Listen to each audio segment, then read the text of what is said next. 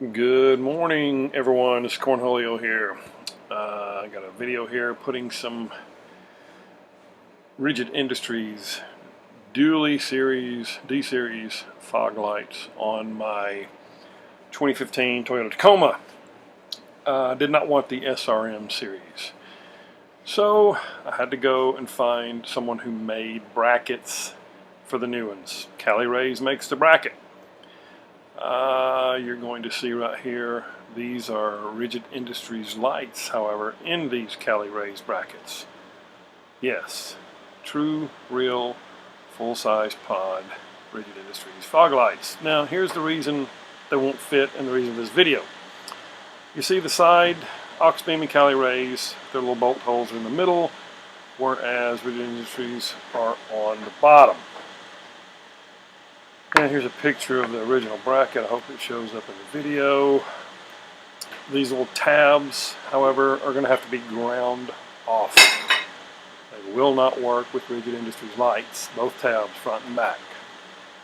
Now, here's one of the old pod lights to show you how those tabs are mounted in. And you'll notice it makes a triangular shape out the front. I've used my little bar stock as a mock-up. You can even see where I had them on there. Oxidation lines on the Cali Raised. Good little, these are just little floodlights. Anyway, here's my bracket mock-up that I made.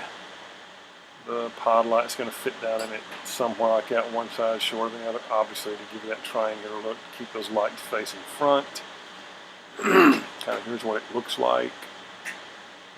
This is a completed project there you're seeing. You can see the bracket that I had to weld on. Not too bad a weld job. I'm a grinder, not a welder. Again, these are how they mocked them in there on the side center. It just won't work with Rigid Industries. Okay, what am I showing here? Just another completion of what it's going to look like when it's done. You can see the little tabs, how they mount into the side. You're going to have to pull the whole fog light, original ones, off. To get to this, and I use the same wires. I did put Deutsch connectors on. Rigid Industries comes with Deutsch connectors on theirs, and I just put the other receptor on the truck. Right here on the side, I drilled a hole to reach the other adjustment screw, and of course that side is going to be out the front. You can adjust that. And the original bracket, you can see that shiny bracket. See how they've done. And with Rigid Industries, you have to use the original, use the Rigid Industries mount bracket. Angle it out the back, as you can see in the pictures there. And I think I'm going to show next, oh yeah, the mounting bracket there. You can see how it's flush out back.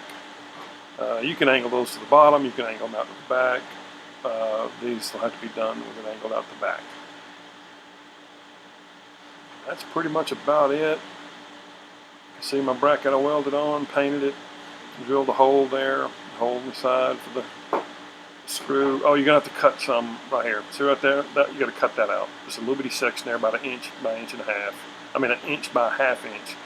Cut that out. Some people don't like mess up their stuff. I have no problem cutting stuff out to make fixed. But there it is. Original fog light switch will work just fine with it. It puts out a beam. Look at these pictures I got here. The beam is about waist high, so it's not going to blind oncoming traffic as true fog lights should be. These are not floodlights or spotlights. They're fog lights. Look how it lights up. It's not even higher than the low beam, so you don't have to worry about blinding people going down the road. Man, does it light up the area. And as far as I know, these are legal because they're true fog lights, not flood, not spot, fog lights. Anyway, thanks for watching. Here's a little synopsis.